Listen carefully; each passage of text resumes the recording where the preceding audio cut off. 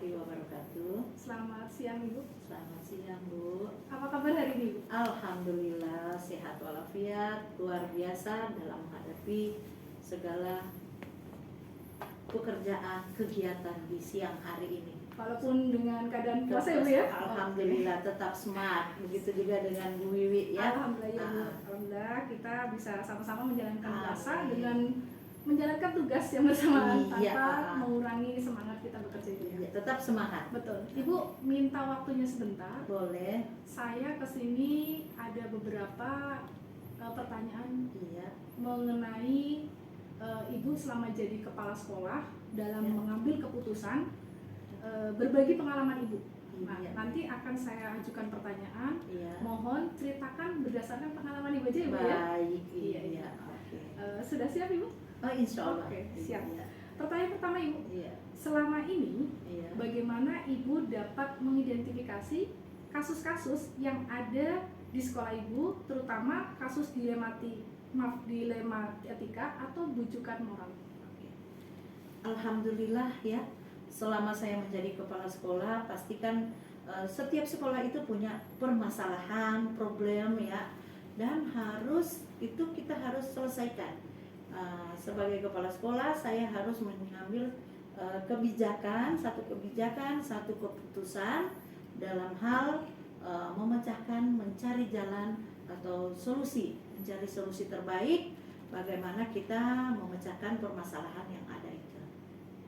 Baik Ibu, terus selama ini ketika Ibu dari mulai menjadi kepala sekolah sampai saat ini, Ya. ketika Ibu menjalankan pengambilan keputusan di sekolah yang Ibu naungin, Ya. terutama untuk kasus-kasus di mana ada dua kepentingan yang sama-sama benar atau sama-sama yang mengandung nilai kebajikan. Jadi bagaimana cara Ibu menjalankan keputusan tersebut? Oke, baik. Pertama, saya itu kalau dalam mengambil satu keputusan itu tidak serta-merta saya sendiri. Pasti saya melibatkan wakil kepala sekolah, guru senior, dan guru yang bersangkutan juga, ya. Dan di sini kalau misalnya ada dua kepentingan yang harus saya dahulukan, itu saya harus mengambil satu kebijakan. Ya, kami harus mencari solusi mana yang lebih penting, yang dipentingkan. Misalnya dalam hal di sekolah, penjaga sekolah, ya, penjaga sekolah itu membutuhkan alat kebersihan, super pel atau cuci tangan. Nah, sapu, ya, sapu lidi, sapu ijuk. Nah, itu kalau misalnya permasalahannya di Januari, Februari, Maret itu kan duit tidak turun, dana belum turun, sedangkan kebutuhan itu harus segera dipenuhi. Dan bagian TU juga, mereka membutuhkan kertas, membutuhkan tinta, ya, terus sedangkan dana belum ada. Ya, saya mencari solusi bagaimana, saya pasti memanggil bendahara juga, ya. Terus akhirnya bagaimana nih solusinya? Semua kalau pakai duit pribadi ya belum tentu, kita kan punya kebutuhan keluarga. Nah, di sini sekolah kan punya rekanan.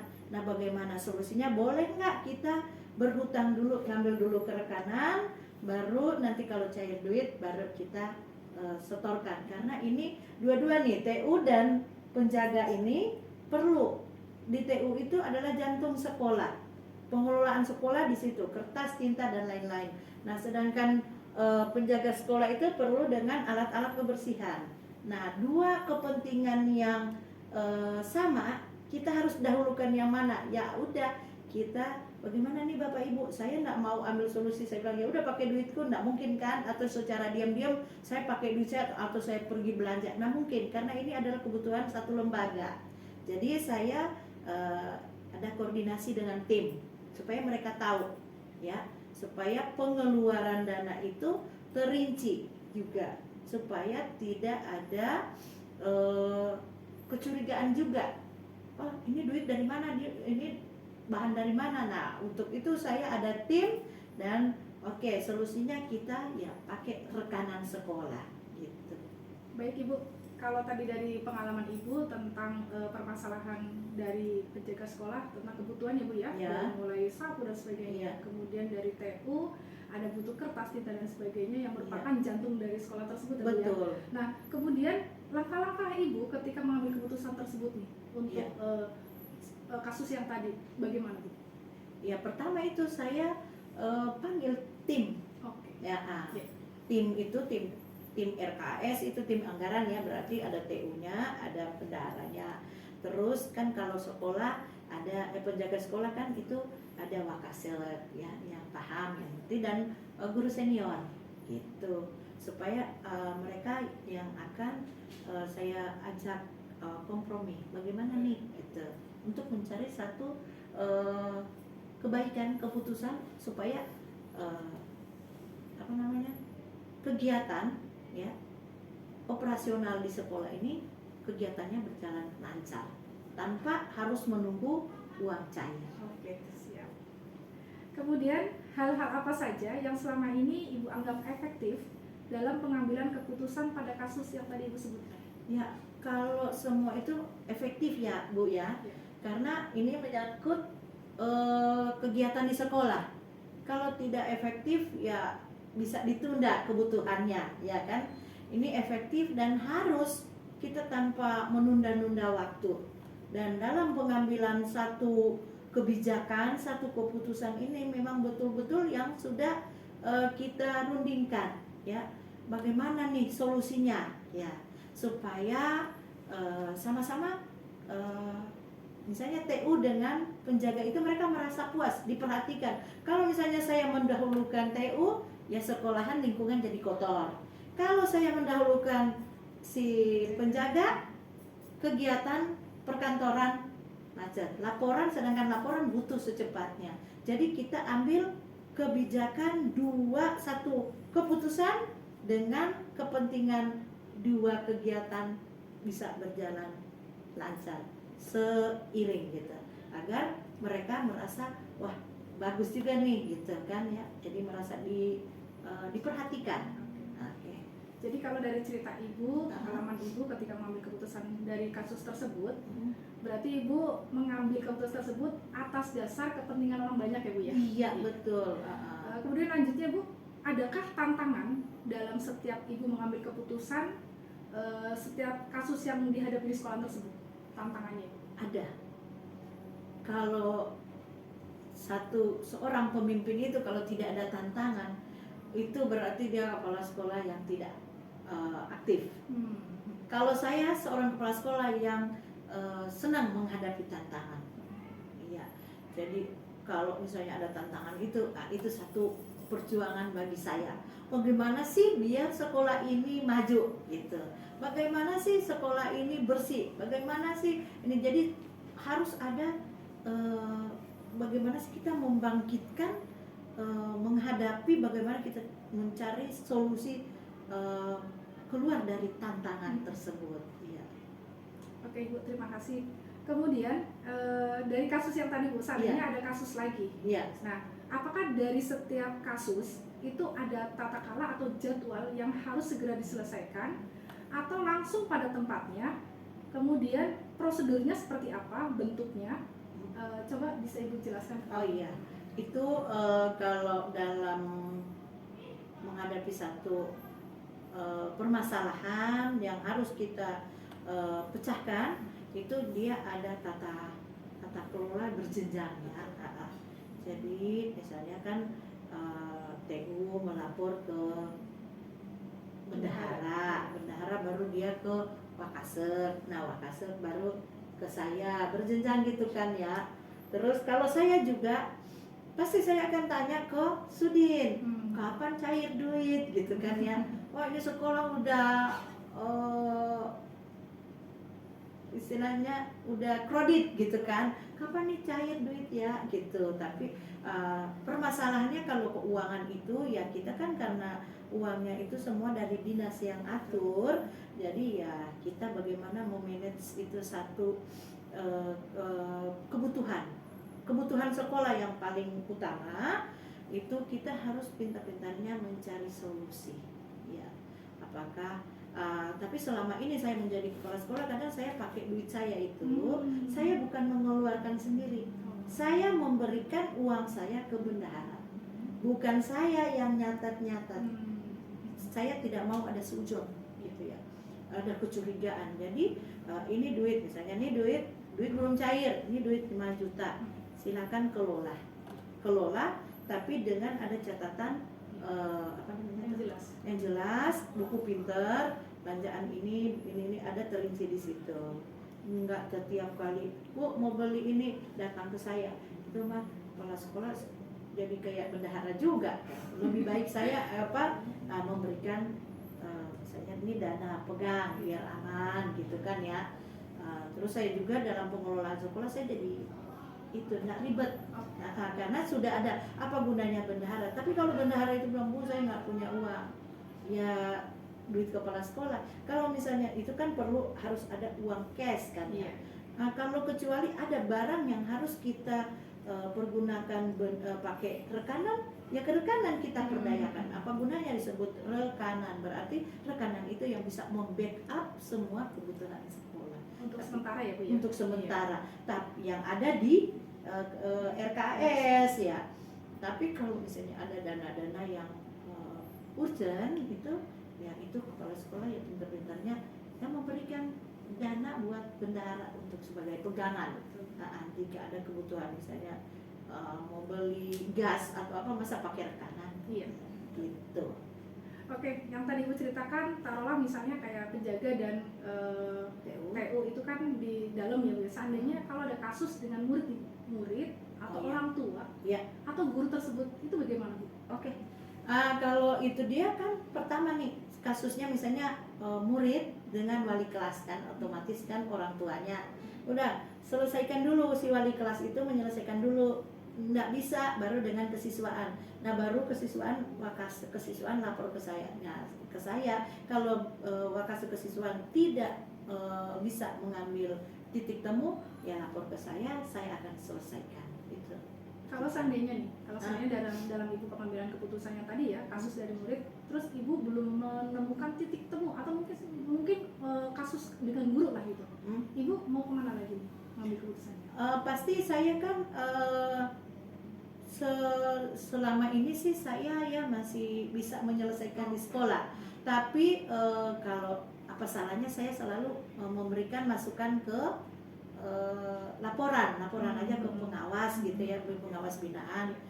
Saya ada masalah nih, ada guru ini dengan guru ini gitu kan ya, menyangkut misalnya ya cuman hal sepele, pinjam alat komputer, laptop, jilala bersamaan gitu. Yang satu mau pakai di sekolah, yang satu mau pakai di rumah. Nah akhirnya timbul permasalahannya. Ya, solusinya saya memberikan arahan, baru kalau sudah dibina gitu ya, dikasih otomatis mereka oh iya ya, jadi ego mereka itu langsung turun, akhirnya berdamai. Nah kalau dengan orang tua, insya Allah semoga kasus dengan orang tua itu tidak mencuat sampai ke atas gitu ya, cukup diselesaikan di sekolah. Karena selama ini saya udah 7 sekolah, alhamdulillah bisa diselesaikan hanya di sekolah. Dan rata-rata kalau misalnya kasus itu orang tua terus mau masuk di ruang kepala sekolah, mereka udah takut. Oh gitu. Iya, wah udah masuk ruang kepala, jangan sampai masuk ruang kepala sekolah. Karena apa? Kadang kalau memang anak itu udah kasusnya luar biasa, yang parah, pasti mereka tahu KJP pasti dicabut gitu. Jadi mereka kasusnya diselesaikan di wali kelas aja deh, atau kalau wali kelas bilang aku udah nggak sanggup, ya udah sama Wakaser gitu. Nah terus kami kan ada BP. Jadi si guru, jadi guru atau siswa yang bermasalah silakan selesaikan dulu di sana, baru ke kepala sekolah. Saya kan punya tim gitu kan ya. Luar biasa Ibu di penjelasannya, runtut nih. Oke, berikutnya Ibu, adakah seseorang atau faktor-faktor apa yang selama ini mempermudah Ibu dalam pengambilan keputusan? Ya alhamdulillah, yang mempermudah saya dalam mengambil satu keputusan itu yaitu tim saya, tim solid ya. Tim solid saya pertama itu Wakasek apa gitu, terus makin melebar, guru senior, bendahara, terus baru teman-teman guru. Nah, teman-teman guru ini adalah tim sukses saya, tim solid ya. Seorang pemimpin jika berhasil dia mengelola sekolah ini dengan adanya dukungan teman-teman. Oke, siap. Kalau dia bisa berhasil tanpa dukungan teman-teman, tidak mungkin. Dia tidak bisa menghandle semua pekerjaan tanpa ada bantuan teman-teman. Contohnya, kita nih kelas 6. Tidak mungkin saya yang menghandle semua. Pasti ada tim-tim, ya, ada panitianya. Guru kelas 6 dibantu oleh seksi perlengkapan, TU dan lain-lain, akhirnya berhasil. Sukses pelaksanaan nanti ujian gitu ya. Karena kita satu sekolah harus ada tim sukses, tim solid, satu kesatuan. Seperti ikatan sapu lidi. Kalau masing-masing itu lidi, kalau udah terikat dia jadi sapu lidi. Nah, ikatannya yang kuat ya, supaya toleransi, kekerjasama, sama-sama bekerja. Bukan di mana-mana sih ada slogan kerjasama, tapi belum tentu dia bisa bekerja bersama-sama. Jadi kata lain kolaborasi Bu ya? Iya, berkolaborasi, saling mengisi, saling mendukung, saling bahu-membahu, gotong royong. Insya Allah pekerjaan atau problem yang seberat apapun pasti ada solusinya. Seru sekali Bu, ya Allah. Iya. Ini pengalaman Ibu luar biasa ya. Ya, baru 7 sekolah. Baru 7 sekolah luar biasa. Ibu, pertanyaan terakhir. Iya. Dari tadi Ibu menceritakan pengalaman Ibu dalam mengambil keputusan. Kira-kira apa sih Bu pembelajaran yang dapat Ibu petik dari pengalaman Ibu sebagai seorang pemimpin di sekolah tersebut, sehingga Ibu bisa memutuskan keputusan tersebut dengan keputusan yang baik untuk orang lain gitu? Ya, alhamdulillah ya, saya mengambil keputusan itu mengalir apa adanya gitu ya. Mungkin karena saya selalu mohon kepada Allah, ya Allah, di awal pagi hari itu saya selalu berdoa, ya Allah, dengan datangnya awal yang baru, ya, saya mohon Engkau sertai saya dalam perjalanan pekerjaan saya, dalam melaksanakan tugas teman-teman guru, sahabat saya, rekan saya, dan semoga saya dalam mengambil satu langkah, ya, kebijakan itu tidak merugikan orang banyak, tidak merugikan sebelah pihak. Semoga dengan saya mengambil satu kebijakan sama-sama merasa puas, ya. Dan saya dengan 7 sekolah saya yang pernah pimpin ini, saya merasa setiap sekolah punya irama trik permasalahan masing-masing, tapi alhamdulillah saya bisa memecahkan masalah ini, memperoleh satu kebanggaan, ya, kepuasan, ya, dan orang yang punya masalah itu juga dia merasa juga puas dan bangga, sama-sama kita senang, iya. Dan itu akan saya suka tularkan ke teman-teman.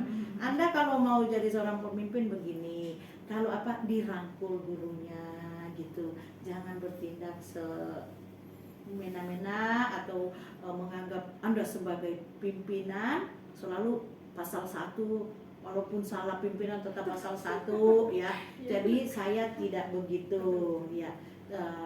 Teman guru itu adalah teman saya. Kalau misalnya yang udah senior, kakak saya, yang masih muda adalah adik saya. Dan kita sama-sama tim. Ya. Ya Allah, Bu, seru banget ini. Saya terima kasih banyak Ibu. Ibu telah berbagi pengalaman dengan saya. Itu baru sedikit ya. Tapi saya bersyukur bisa, insya Allah bisa mengambil hikmah lah dari cerita-cerita Ibu ya. Amin. Dan sekali lagi saya ucapkan terima kasih Ibu atas waktunya bersedia untuk membantu saya untuk menyelesaikan tugas di pendidikan guru penggerak ini. Insya Allah berhasil ya. Oke, terima kasih Ibu ya. Dan Bibi. Terima kasih. Wassalamualaikum warahmatullahi wabarakatuh. Waalaikumsalam warahmatullahi wabarakatuh. Salam sukses. Jaga kesehatannya.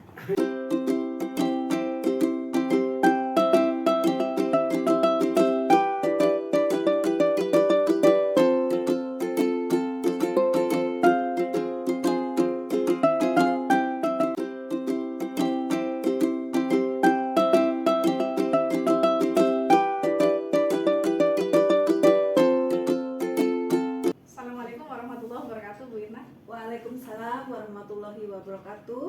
Apa kabar Bu Ir? Alhamdulillah sehat Bu. Gimana puasanya, lancar? Masih lancar sampai hari ini alhamdulillah. Iya, Bu Irna, mohon maaf nih, saya datang ke sini ingin meminta waktu sebentar dengan Bu Irna terkait dengan saya ingin mewawancarai Bu Irna untuk tugas yang sekarang saya lagi ngikutin pendidikan, yaitu pendidikan guru penggerak, di mana ini di modul 3 saya ada tugas untuk mewawancarai Ibu sebagai seorang pemimpin di sekolah ini. Apakah bersedia Bu? Bersedia, mudah-mudahan bisa menjawab dengan baik. Amin. Oke. Ibu berapa lama menjadi kepala sekolah? Sampai saat ini saya sudah bertugas 1 tahun 6 bulan. Oke. Nah, nanti saya akan menanyakan beberapa pertanyaan terkait dengan pengambilan keputusan berbasis nilai-nilai kebajikan sebagai seorang pemimpin. Nah, Bu Irna sebagai seorang pemimpin di sekolah SDN Manggarai Selatan 01, selama ini bagaimana kalau pada saat Bu Irna mendapatkan kasus-kasus di sekolah tersebut, kemudian cara Bu Irna untuk mengidentifikasinya itu seperti apa?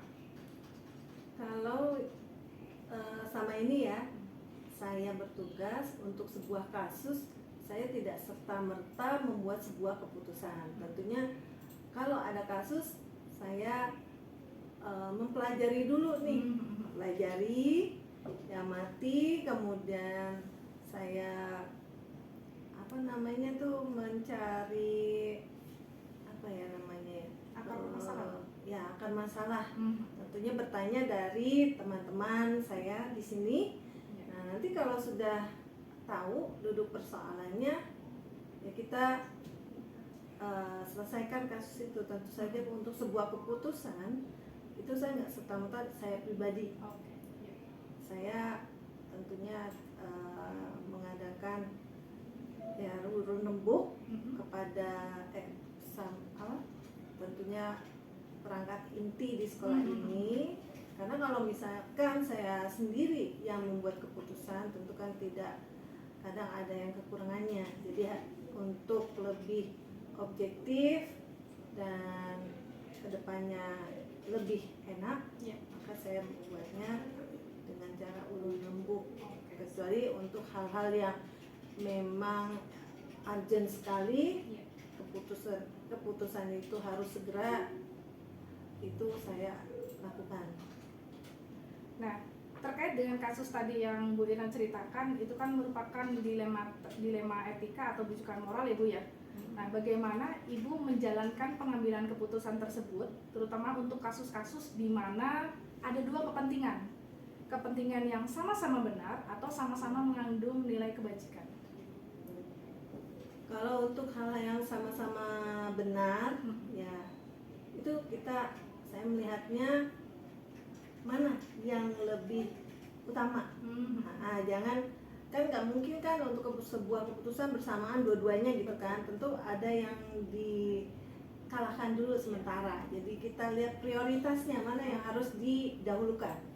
Nah, dari situ baru saya buat keputusan. Kemudian dari cerita Ibu tadi, langkah-langkahnya seperti apa Bu? Kalau seandainya dalam Ibu melakukan pengambilan keputusan tersebut, atau prosedurnya seperti apa? Tentu saja seperti yang tadi di depan saya sudah utarakan, bahwa saya pelajari dulu akar permasalahannya. Tentunya saya nggak lama, kan harus segera ya, cepat dan akurat untuk pembuatan keputusan. Sudah diketahui akar permasalahannya, kita membuat analisis, baru kita buat sebuah keputusan. Nah, tentu saja keputusan yang saya ambil, tentunya saya lihat dari kaidah-kaidah yang sudah ditetapkan oleh pimpinan kita dari dinas tentunya, atau dalam hal ini skopnya saya dari tingkat pengawas, kemudian dari satlak. Apakah ada teman atau tim di sekolah Ibu yang ketika pengambilan keputusan tersebut? Tentu aja ada, karena kan di sini ada wakil kepala sekolah, kemudian mungkin dari guru-guru senior yang saya lihat mungkin dia punya kompeten untuk sumbang saran dalam sebuah pembuatan keputusan. apakah selama ini dalam pengambilan keputusan yang Ibu lakukan ini sudah dianggap efektif terkait dengan kasus-kasus dilema etika? Saya merasa ada efektivitasnya juga. Seperti apa Ibu? Saya melihatnya tuh ada sebuah perubahan dari saya misalnya nih, satu kasus saya sangat berat nih, ya ketika menghadapi sebuah masalah yang berat sekali. Kemudian ya saya tentu saja mempelajari, mengamati. Nah kemudian saya juga bertanya pada orang-orang yang kompeten untuk saya mintai keterangan. Lalu saya juga minta nasihat dari atau pandangan dari pimpinan bagaimana. Nah barulah di situ kita bisa buat keputusan, dan sejalannya dengan waktu kita kan sebuah permasalahan itu tidak serta-merta mungkin dari hal yang bukan dari dia saja. Mungkin dari diri kita juga ada hal yang mesti kita perbaiki. Berarti dengan kata lain, selama ini Ibu membuat keputusan itu insya Allah sudah efektif ya Bu ya, terkait dengan bantuan dari tim yang ada di sekolah Ibu ya. Iya, kalau misal kasusnya dengan orang tua atau murid ya, iya, atau mungkin guru dengan atasan dan sebagainya. Iya. Ya. Kemudian pernah nggak Bu ada tantangan yang pada saat pengambilan keputusan itu yang dihadapi Ibu gitu di kasus dilema etika tersebut? Ada, dan itu prosesnya itu enggak 1-2 bulan. Oh gitu. Jadi perlu kurun waktu, dan kita juga harus ngerem-ngeremnya. Kan nggak harus semuanya panas semua. Jadi kita harus ada yang ibaratnya mengalah untuk sementara gitu. Seiring waktu ya alhamdulillah akhirnya intinya adanya atau tumbuhnya kesadaran dari diri sendiri untuk melakukan perubahan. Karena kalau misalnya kita di dalam diri kita nggak punya kesadaran, ya tentunya walaupun kita berupaya semaksimal apapun, dari yang pencetus suatu masalah itu tidak punya sebuah kesadaran, susah sekali itu untuk berubah gitu. Selama ini nih Bu, ketika Ibu mengambil keputusan tentang kasus dilema etika atau rujukan moral, adakah tata cara atau jadwal yang Ibu buat gitu untuk menyelesaikan suatu kasus tersebut? Ya, saya melihatnya ini dulu, berat atau ringannya dulu dari kasusnya ini. Kalau misalnya berat sekali, tentunya kita harus punya program untuk pemecahannya, kan nggak dalam 1 hari langsung selesai. Kalau yang kasusnya berat, jadi seperti itu. Jadi untuk kasus yang ringan 1 kali kita buat keputusan sudah selesai. Tapi kalau untuk kasus yang berat, tentunya kita perlu menjadwalkan beberapa kali untuk melakukan sebuah keputusan penyelesaian masalah. Dengan kata lain, dari kasus yang dianggap Ibu berat berarti ada jadwal ya Bu ya untuk menyelesaikannya. Iya. Kecuali kasus yang pada saat itu bisa diselesaikan. Iya. Gitu. Di tempat mungkin pada saat itu bisa diselesaikan ya Bu ya. Iya. Oke Bu. Adakah seseorang atau faktor-faktor apa yang selama ini mempermudah Ibu dalam membantu mengambil keputusan kasus-kasus dilema etika? Ada. Tentunya satu adalah, yang pertama adalah support ya, selain rasa percaya diri dan tanggung jawab sebagai seorang pimpinan, tentunya kita juga butuh yang namanya support dari orang-orang sekeliling. Tentunya kalau kasus-kasus ini kita kan, misalnya kasus yang di sekolah ini menimpa murid, tentunya kita ada tanggung jawab bagaimana nih supaya murid kita lebih baik. Itu kan tanggung jawabnya. Nah itu perlu didukung oleh teman-teman semua yang ada di sini. Dikala misalnya kasusnya ini lebih berat, menyangkut teman, misalnya teman kita, nah itu kita juga nggak serta-merta kan membuat keputusan tuh, tentunya harus pelan dan pasti ya. Nah kita juga perlu yang namanya support dari teman dan juga pimpinan. Karena apa? Itu menyangkut etika. bagaimana kinerjanya gitu. Karena kan kita seorang pimpinan juga bukan berarti mau pingin kita aja yang dilihat, bukan, tapi kita kepengen semuanya berkinerja dengan baik sehingga sekolah kita menjadi bagus, outputnya juga bagus begitu. Jadi nggak ada yang misalnya kepengen maju sendiri, kita sama-sama gitu.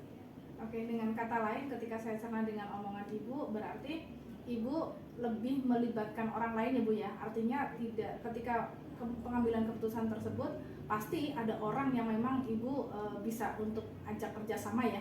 Mungkin kalau di sekolah Ibu tim, mungkin ada tim yang memang bisa diajak kayak tadi guru senior atau wakasek dan sebagainya Bu ya. Ya.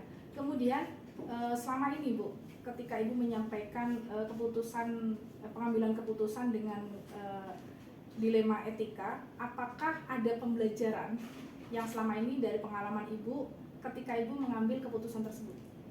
Ya. Seorang pimpinan kalau membuat keputusan kadang walaupun tanpa dukungan teamworknya ya, itu bisa saja pembuatan keputusan itu hanya terkadang ada yang salah paham. Terkadang timbul salah paham, padahal pembuatan keputusan itu bukan serta-merta kita langsung bicara aja, itu pun sudah dipikirkan matang-matang dampaknya bagaimana gitu kan. Jadi seperti itu Bu. Kalau pembelajaran Ibu selama ini ketika mengambil keputusan? Itu yang seperti yang tadi saya utarakan, bahwa untuk kasus yang ringan saya bisa langsung membuat sebuah keputusan, tapi untuk yang berat saya perlu juga yang namanya bertanya lagi kepada pimpinan karena ini menyangkut etos kerja. Baik Ibu, terima kasih banyak atas waktunya. Itu saja yang dapat saya sampaikan dari pertanyaan-pertanyaan yang saya ajukan ke Ibu.